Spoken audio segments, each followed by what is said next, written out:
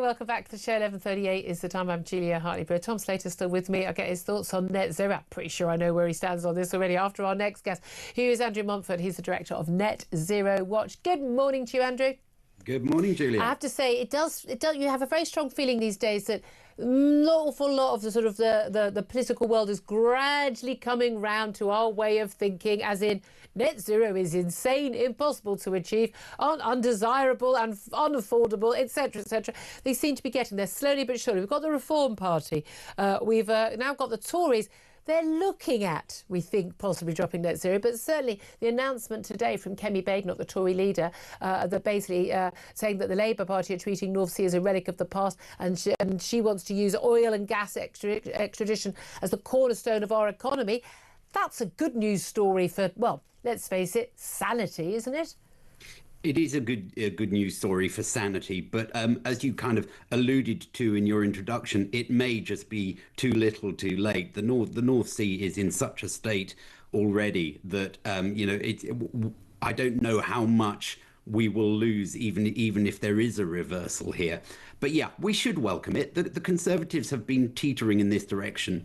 We had Kemi Badenoch's statement a few months back where she said that net zero by 2050 was impossible. Okay, that's something, but it does still sound a little bit like they would still want to do net zero. Yeah. So they just sort of push it back a bit. Yes. Yeah, that's right. But on the other hand, yeah, this is clearly recognizing the hard facts that we need oil and gas, and we will keep needing oil and gas. No, we can power everything in this country with a windmill. Andrew, I will not have that climate denier talk on my show. You're just a heretic there, yes. I mean, that's the madness, isn't it? That's where we are. So yeah, they're creeping very slowly to it. But we've been hearing lots of reports lately about the Norwegians. I mean, we know they've got this sovereign wealth fund. They didn't just spaff it all up the wall on various, tax cuts and selling off of family silver in the 80s when we had all those amazing tax receipts from North Sea oil. They actually put it into a sovereign wealth fund. We should have thought of that. Okay, we're past the peak, most likely, a long way of North Sea oil and gas extraction. But we know that the Norwegians have found new supplies in areas where we also have access, but we've stopped doing the drilling. I mean, that is crazy because a lot of the time we are still importing oil and gas from Norway when they're getting it from the parts of the sea which we are also entitled to get it from.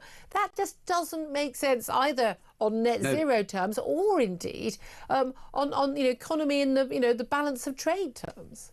Yeah, absolutely, and filling the government coffers as well. Of course, the government is looking at running out of money fairly soon. So yeah, some tax revenues from the North Sea really would be quite welcome. And of course, it's not just the North Sea. There's new fields out to the west of Shetland that we've only really just started getting into.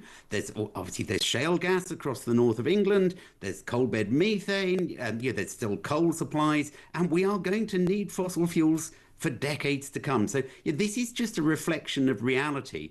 But I think we still have to worry about the Green Tories, because the Green Tories, I think, are still there in the background. They've been quite quiet this time. They haven't been complaining about what Kemi Badenoch's saying. Maybe they've seen the writing on the wall. They can see that really net zero is heading for a big crash fairly soon. Maybe they're just biding their time. We don't know. Yeah. But I think we should welcome what's happened. I do think, things like immigration, law and order and the economy are going to be massive issues at the next general election. But I think net zero is a big part of it. And certainly when people criticise reform and say, how are you going to fund X or Y policy? The answer should always be getting rid of net zero, because net zero is such a costly policy. And we feel it not just on our energy bills.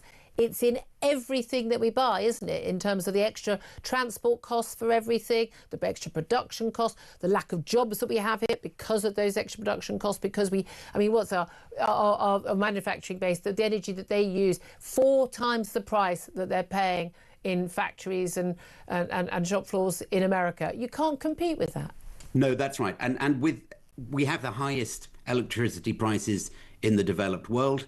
And, they're going to go up quite quickly if Ed Miliband succeeds in getting this new wave of wind farms brought onto the grid. Now, what is that going to do to what is left of our manufacturing industry? Well, the answer is it's going to kill it stone dead. Yeah. All those people are going to be put out of work, and the welfare bill is going to go through the roof. And what's that going to do to the state of the government finances? It's going to be a catastrophe.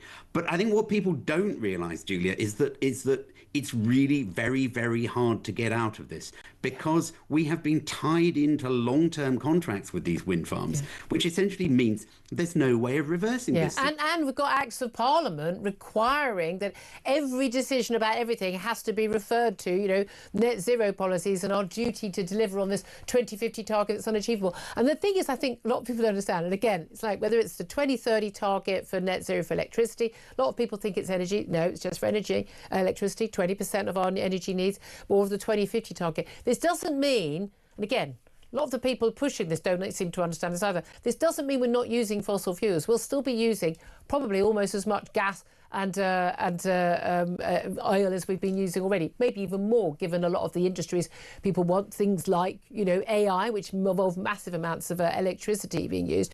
But we're going to import it because on the net zero thing, this is how crazy it is. If you don't extract it yourself and you don't make anything here yourself using it, you just import it. You don't have to sort of count that in the ledger for or against until it actually hits our shores, so that we can claim that we're net zero, even though what we're buying is being made in a coal-fired factory in China, extracted and travelled around the world on diesel or oil-powered tanker, or flown on a jet. It doesn't matter. It doesn't count until it's within our geographical shores. So it's an accounting trick.